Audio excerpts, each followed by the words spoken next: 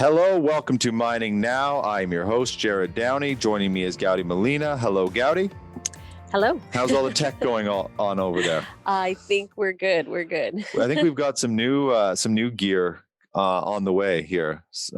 Which I am a little bit terrified about, Once you get to know your system and then something new comes in, it can be a little nerve-wracking, Yeah, well, it's like this. There's a surface version. Yeah. And then there's like the professional version. Yeah. But don't worry, we'll take our time. But speaking of new technology, I actually wasn't purposely doing that segue, but it does fit. We have Copperstone Technologies on the show today, and we have their CEO, Craig Milne, and the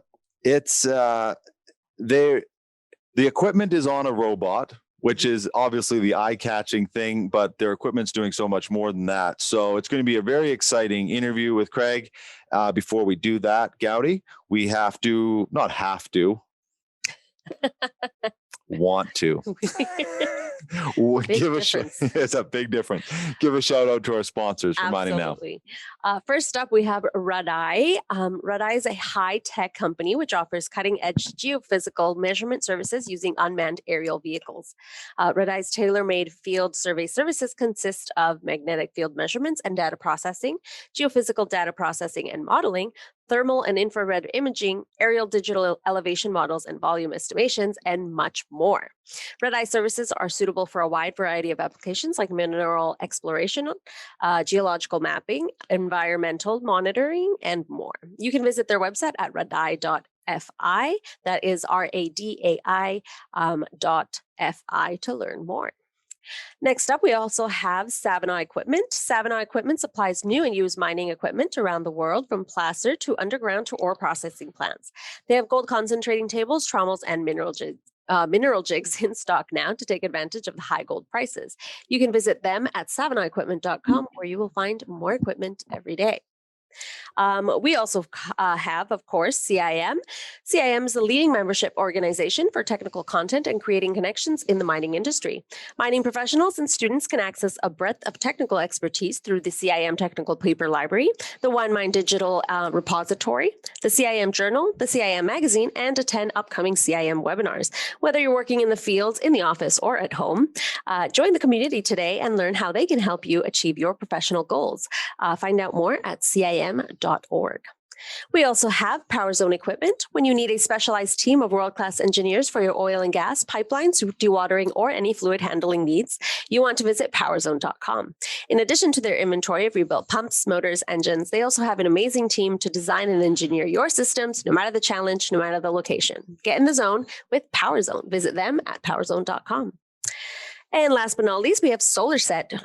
Introducing the new SolarSet Fold. The new foldable frame solar system brings power to your residential and commercial property and can be shipped worldwide. Like all SolarSet products, the SolarSet Fold comes turnkey, pre-assembled, and is easily transported and installed. You can learn more about the SolarSet Fold and their full line of amazing solar systems at solarset.com. Perfect. We got a full one today. Yeah, that is packed. Yeah. All right.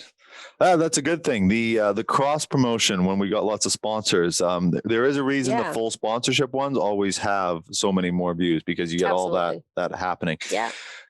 Craig, welcome to Mining Now. Good to have you on. Excited to see your technology. I was watching, Rory does a post every morning or the night before we do one of these shows, and there's already been interest in it. So people are excited to see you on the show. Welcome to Mining Now. Thanks. That's great to be here. Okay, let's sort of set the foundation for the interview by just sort of clarifying how you present yourself as a company. Obviously, like I said in the beginning, the robot catches people's eye from a mile away, but maybe let you lay out who the company is, Copperstone. So Copperstone helps mining companies with hazardous site investigation using robotics. So the question of, are we a robotics company? We get that a lot. And we are sort of. We design and manufacture a unique line of robots called Helix, but we also operate them too, because we recognize that not everybody needs to purchase a robot for the solution. And sometimes it's just about getting the information from those challenging locations that our robots do. I see. So now all your services, are they based around that robot? Because there are other companies that are doing the same sort of thing, but you're basing it on the robot itself, right? Yep, there's certainly lots of services companies, and quite often we work collaboratively with other services companies as well.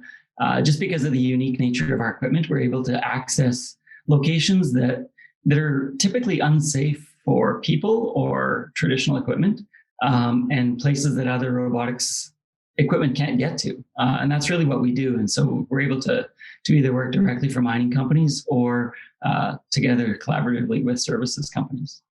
I see. Is that one of the main drivers? Is just the difficulty in getting to some of these locations? Is that really where your product excels? Absolutely. So, traditionally it's on a tailings pond is where we do most of our work. And, every tailings pond that we've been to is different. Sometimes they're water capped like a lake, and beautiful looking scenery with birds on them. And other times they're muddy pits, can be several square kilometers, with variable terrain and really challenging environments. And so we built basically a robotic vehicle that's amphibious. And amphibious meaning it can crawl on hard ground and float and drive through water like a boat. And so we don't run into the same challenges that a lot of equipment does, where we can access the tailings ponds quite easily, and then we can traffic on any type of material that we come into. And the robot's designed so it doesn't get stuck in that tailings, which is really the big challenge. I have to ask right off the top, how does it not get stuck? Because if you know anything about some of these tailings or some of this material, it was actually sort of mind-boggling to me that it doesn't get stuck.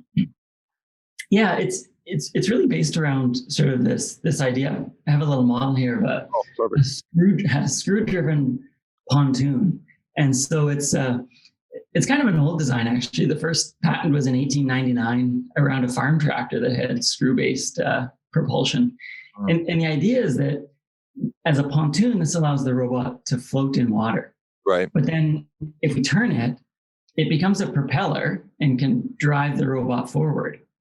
One of the things that we've done that's unique to the whole design is we actually made a 4-wheel drive system. So it's got 4 independently controlled scrolls. So we can also drive forward, and it becomes just like a wheel, like on a car.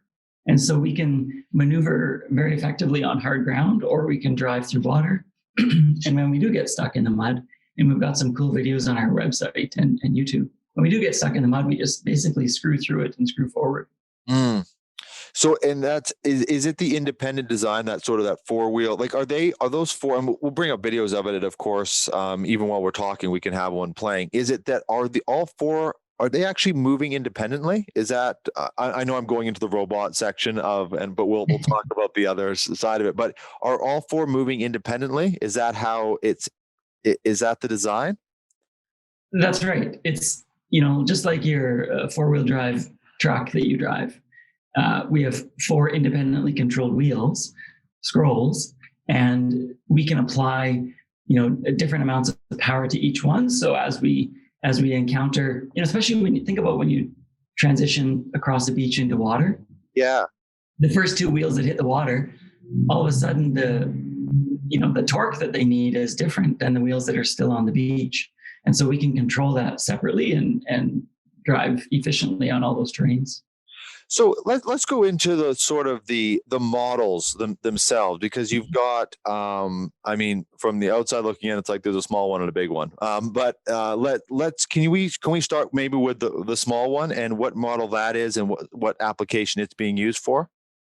Sure. And my prop is deceiving. Our small one that we have on our website is Helix 25, and Helix 25, excuse me. It's about 130 kilograms, so it's about the size of a desk.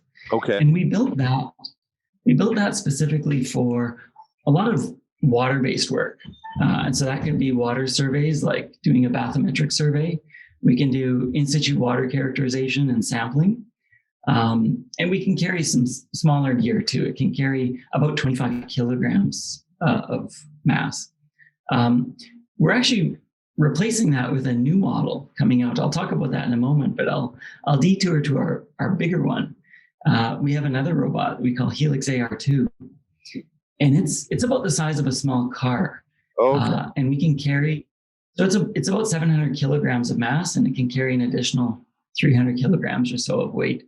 But we do more like geotechnical investigations with that. So being able to drill down into a tailings pond or retrieve samples from several meters below the surface.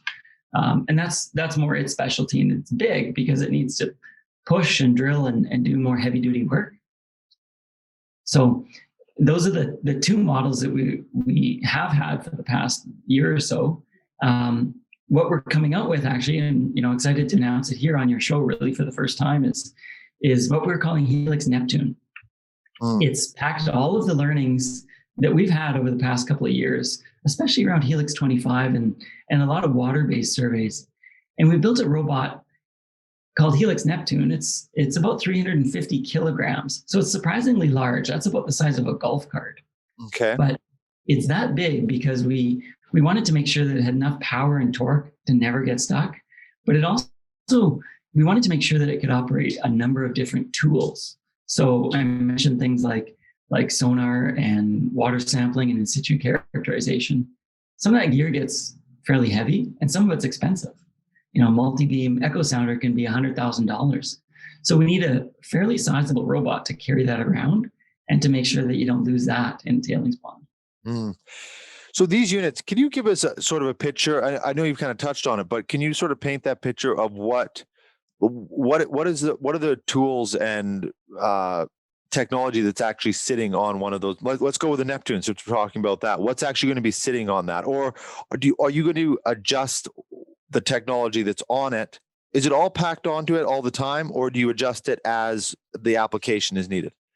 Yeah, so maybe I can break it into two different streams. One is the robot and some of the base platform technology.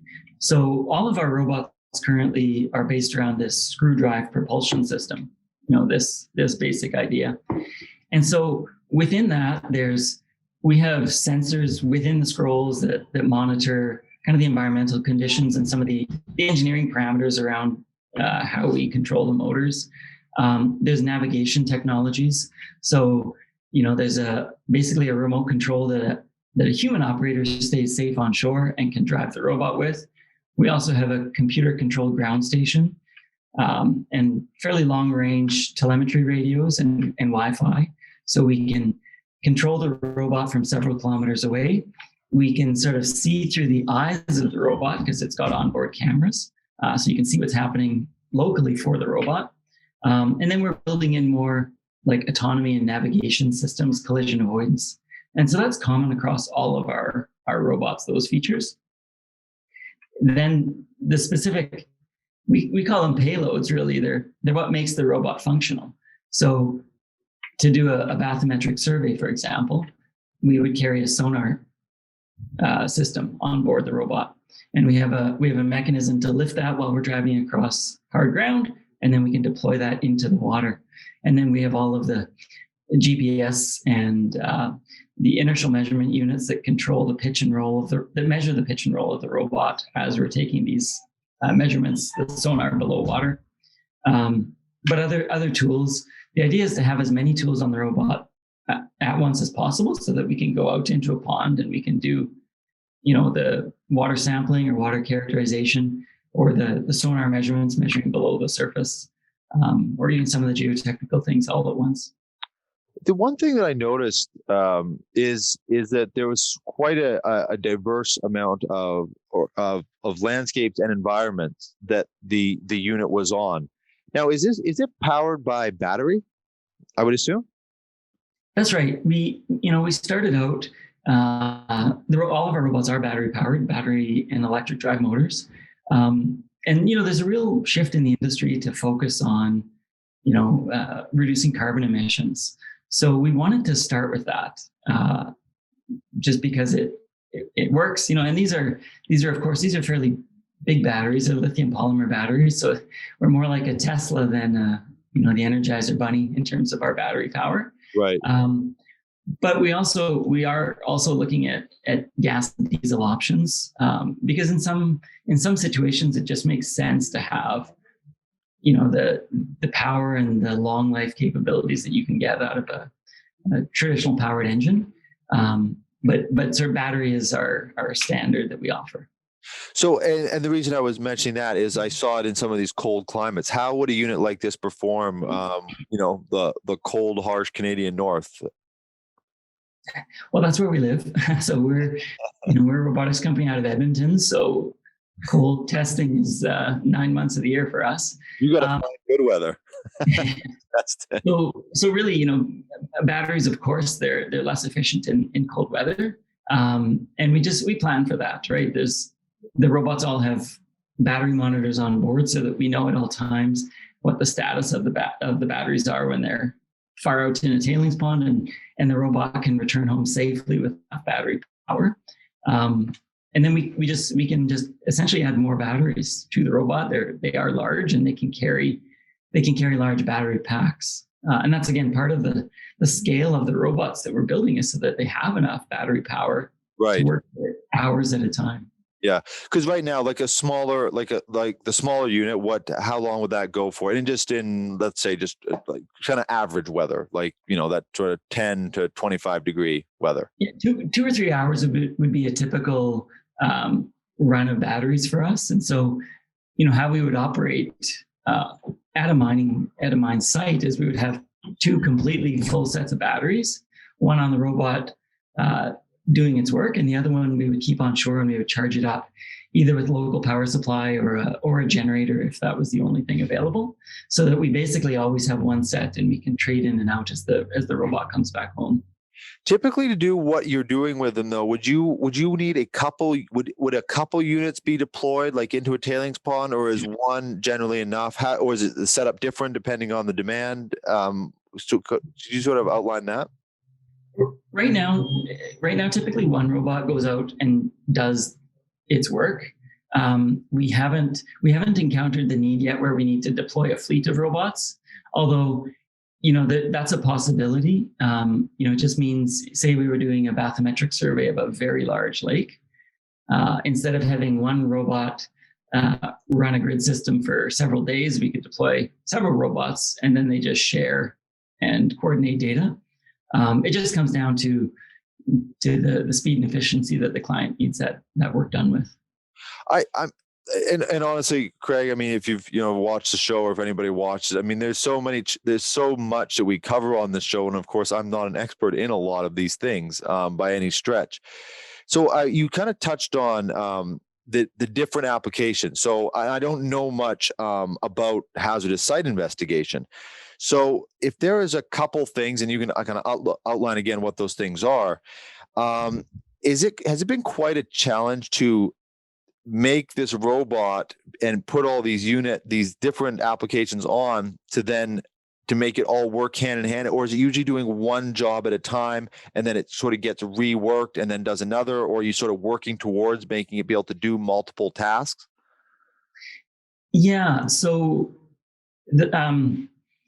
most of the robots that we have, they'll do one job at a time, because a client might want a sample from one location, and they might want some, a shear strength measurement from another location, or even close by. And so typically, the robot might go out and do a sampling campaign. It might, we can hold up to 10 samples on our larger HELIX AR2 robot in a sample magazine. So it'll go out and collect 10 samples. It'll come back home, deliver the samples to an operator safe on shore.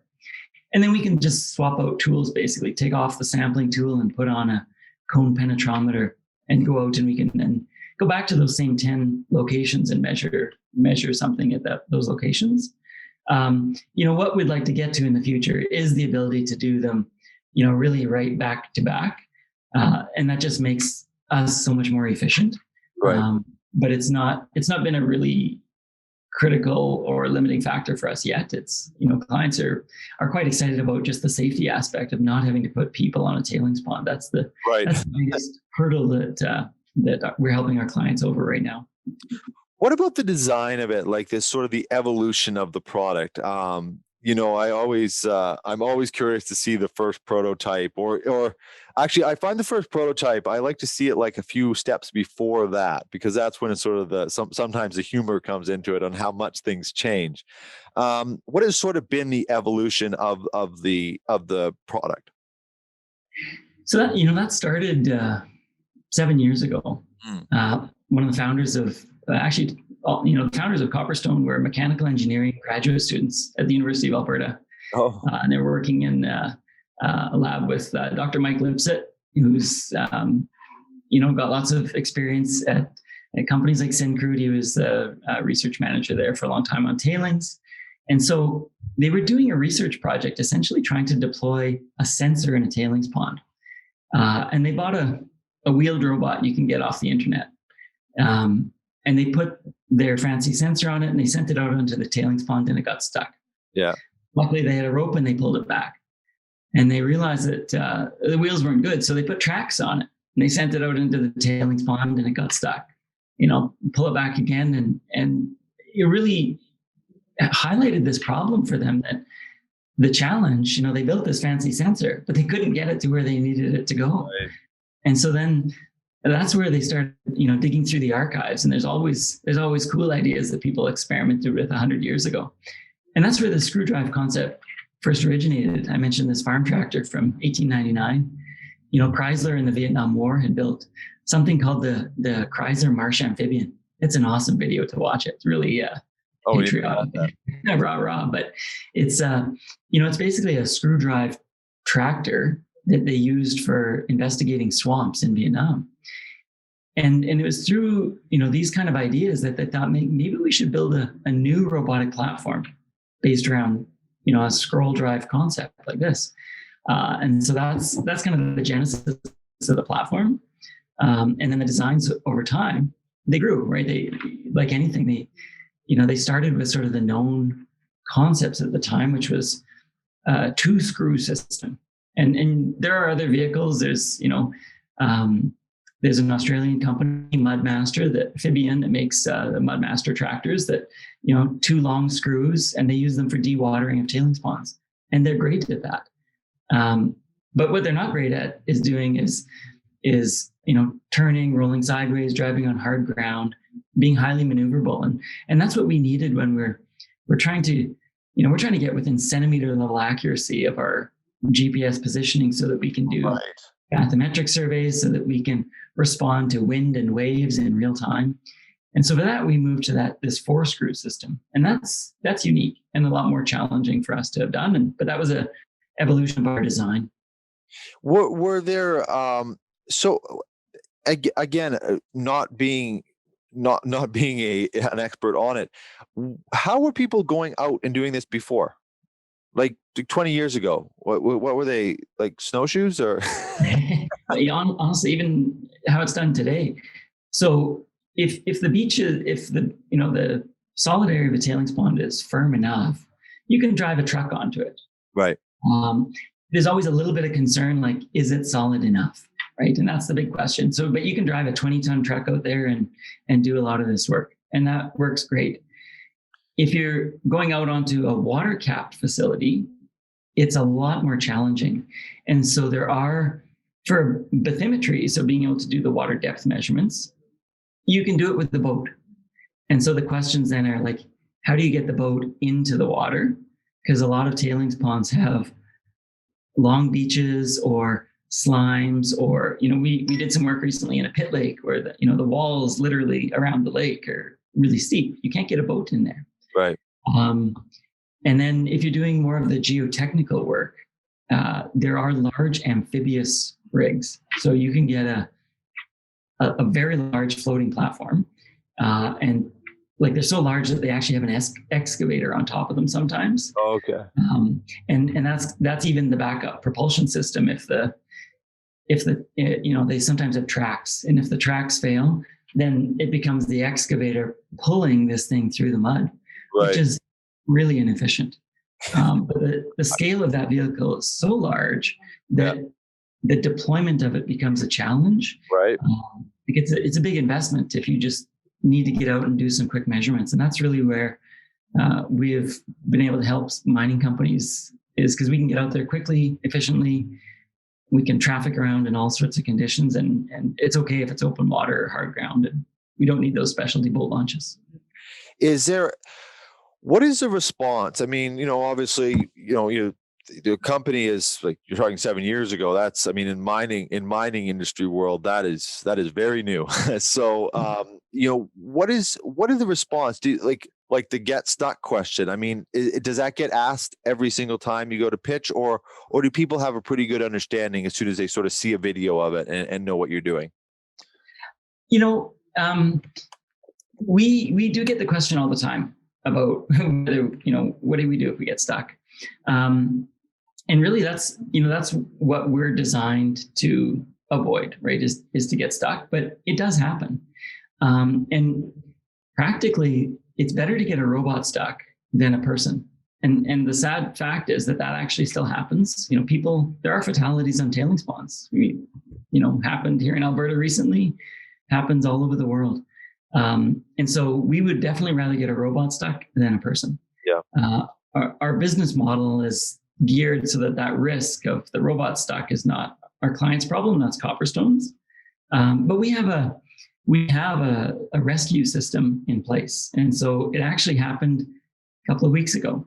We had a software crash, which never happened before. Worst phone call possible for me was like, the software crashed and the robot's unresponsive.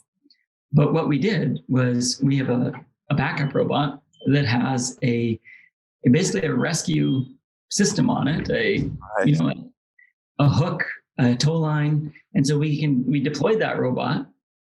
We sent that robot out actually the same day I got the phone call. It got to the mine site. 24 hours later, we'd hooked a tow line. We pulled the stranded robot back to shore. We had flashed some new software on it, had it up and running, and completed the work 24 hours later. So, for us, getting stuck is always a little bit scary, but we have those systems in place to mitigate it. Yeah. The actually, you kind of touched on it, that the business model. What is it? How do you? I mean, are people buying these robots from you? What is? Are they renting them? What's your system for actually getting it out into the market? Our preferred business model is, we call it robots as a service, and so it's not a rental. Because that's really focused around some fractional ownership of the asset over time, much like a lease, essentially. I think about it more like riding the bus, right?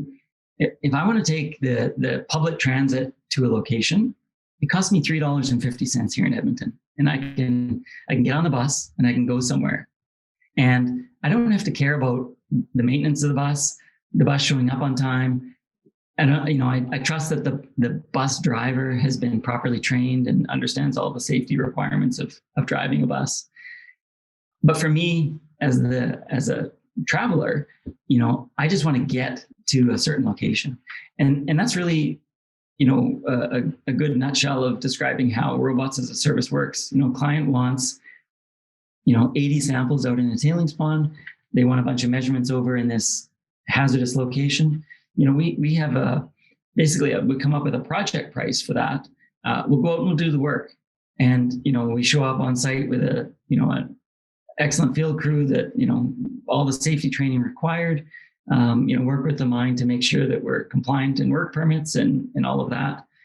But then the robot just goes out and does its job. And the mine owner doesn't have to think about the risk of people. They don't even have to worry about us getting the robot stuck, because we're going to go rescue that if that does happen. Right.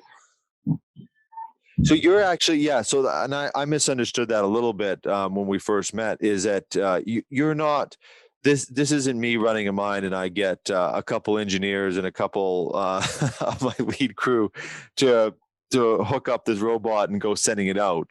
You're actually sending your people out and you're running these machines. That's right. We eventually want to get to the concept where the robots are so user friendly and basically autonomous and intelligent that anybody could operate it. Right. Right now, they're still at the stage where our people are essential on shore. And so operating and maintaining and even switching the payloads between those different functionalities, that's done by our people. And it's easy to do for us. It would be hard to transition that knowledge to a mine owner. And frankly, it's not something that they're interested in, right? If our actual client is a geotechnical engineer, the last thing that they want to do is have to deal with a robot, right? They just want that data back. Right. Is it the technology itself? How did it sort of all come together? Like you mentioned back, these students putting it together originally and then doing their research in that. But how is it sort of the process over the last 7 years? How is that sort of that R&D and that testing and then finding people to let you test and that whole process? Can you kind of walk us through that? Because it's sort of a fascinating part of taking a business like yours to the market. Yeah. It's a challenge too. It's not an easy endeavor, but luckily we've had some absolutely fabulous supporters along the way, and that's made all the difference for us. And so, the very first iterations were supported by some of the oil sands companies here in Alberta. They wanted to see if there was a vehicle that could traffic on. They have a material called centrifuge cake, and it's like cake batter. So, and if you can imagine, cake batter before it's baked, like trying to walk on that or drive on that, it's just impossible. It is the thickest, stickiest. It's not delicious, but it's the most challenging material you really could walk on or traffic on. And so, the earliest prototype was this 2-screw vehicle just as an experiment to see if we could drive on that, and that worked. Basically, how the evolution of the company has gone along is, as we do more and more projects, we always learn something. Every project is different. Every tailings pond is different. And we always make sure to include those learnings into the next version of the robot. Even something as simple as I mentioned, these pit lakes that we recently were investigating. Yeah. It was a challenge. When we first looked, like, how do we crawl down a wall that is 42 degrees? That's not easy, especially when you weigh 350 kilograms. And so we developed a winching system, which, the robot itself was powerful enough to climb up. It's actually powerful enough in theory to climb up a 90-degree wall, but it becomes a loss of traction problem. And so we developed a winching system from a ground supported truck that we can make sure the robot doesn't lose traction as it climbs up. And then we torque the robot enough that it can climb up anything really. But those are always, the learnings. And every time we do something, we learn a little bit more. It's part of the reason why we like the services model too, is we have that high touch point with clients. Right. And there's no shortage of problems that they give us to solve. So it's been great. And that's it actually is something that stands out for me, is that you're not saying, oh, this is it's not like riding the bus in the sense, if I'm understanding it right, is that it's the price is the price and you get on it. You are building it out for each client. So there's not, and the reason I say, to me, that's a key selling feature, because as soon as I see, especially when it's technology service type stuff, and it's just this bottom line price that you get, it kind of tells me there's limitations. It's like, okay, they're in a box. They've done their calculations, and this is what they do. And that's what you get. And if it's not right for you, then they're not right for you.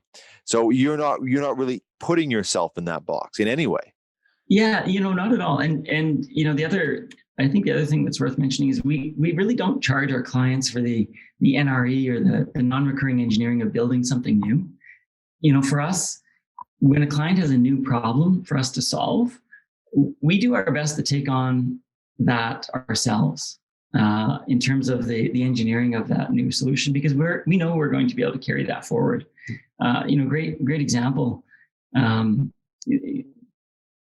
client of ours asked us to do a bathymetric survey. So, we're in a water cap facility. We're using a sonar system to measure the depth of water.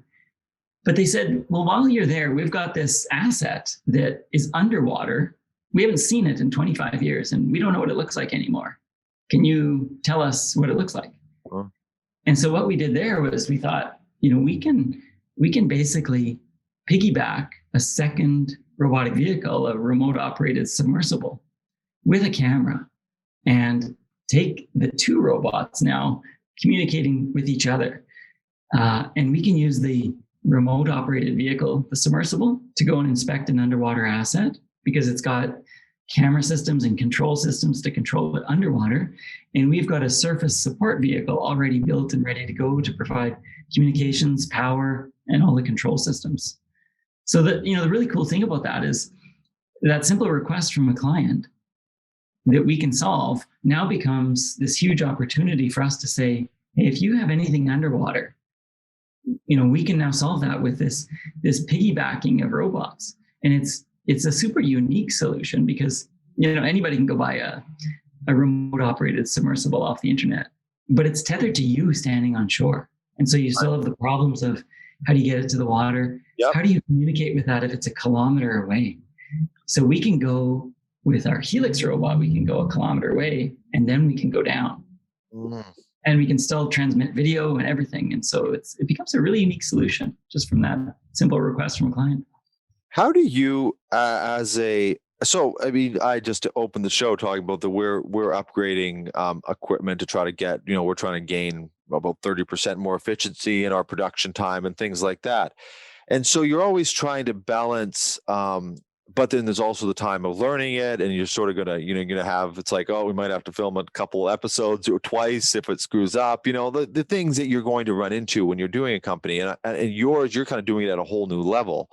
How do you sort of, because I was going to ask, how do you feel when you get these challenges, these new requests? And I thought that's sort of an easy question, because, you maybe have a moment where you're taken back, but then you sort of tackle it.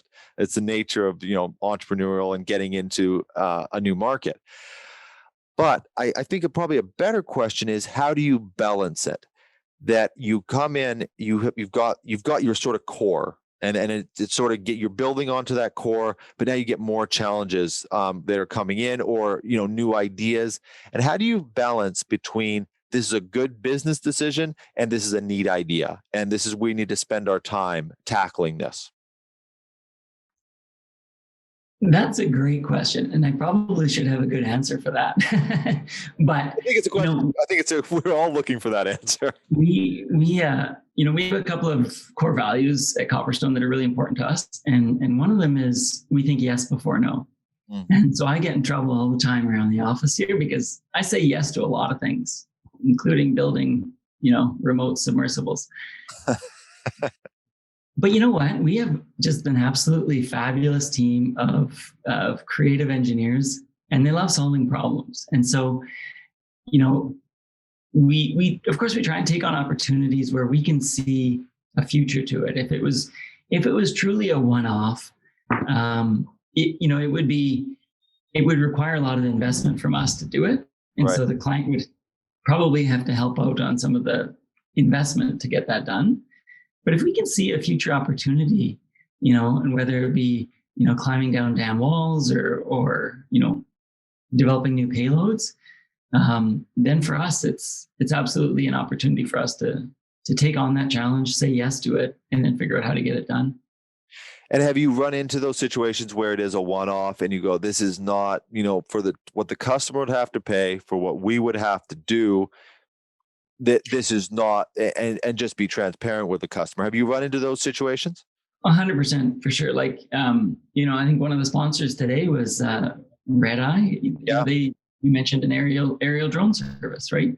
So if all you need to do is eyes on sight, aerial drones are a better option, right? You can get out there faster. You don't have to worry about contact with harsh chemicals in the tailings pond or anything like that. So quite often when we talk to people, if all they need is inspections, it's like, we do recommend they use an aerial drone for that.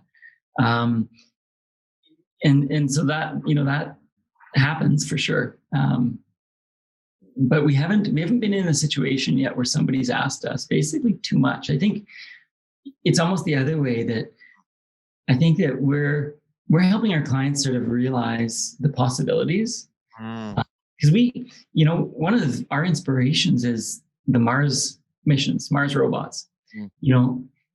Once you send that robot to Mars, you're not bringing it back to fix it or to add another sensor, right? It's got to go out there, and planned 15 years ahead of time with every sensor, every diagnostic, every maintenance possibility that you can think of at the time.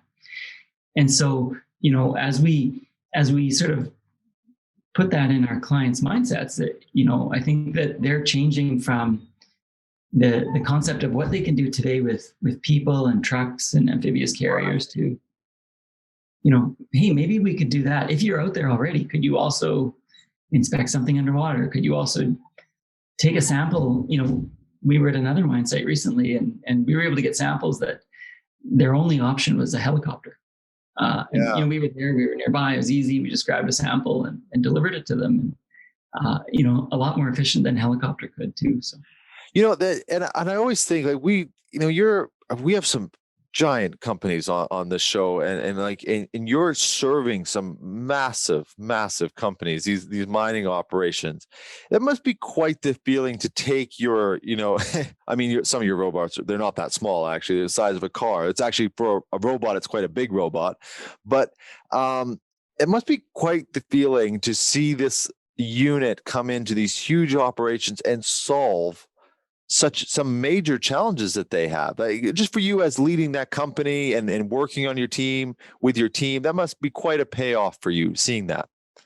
It's exciting. I can't lie on that one. It's a thrill to come to work every day. I think our whole team loves what they do. It's we are solving some really big problems, and we're doing them in really cool and creative ways. And I think that it drives us as a company, and hopefully it ignites the spark with our clients too, to see how willing we are to, not bend the rules, but like think outside of the box and just, solve problems that they didn't think were maybe solvable, or that they just always hoped that they could solve. Yeah, that's the thing, that these, so many of the technology, and it's actually overwhelming for me personally on the show. It's been overwhelming to see that how many of these things that you just sort of take for granted are the way it is. And we live in a world now where that does not exist anymore.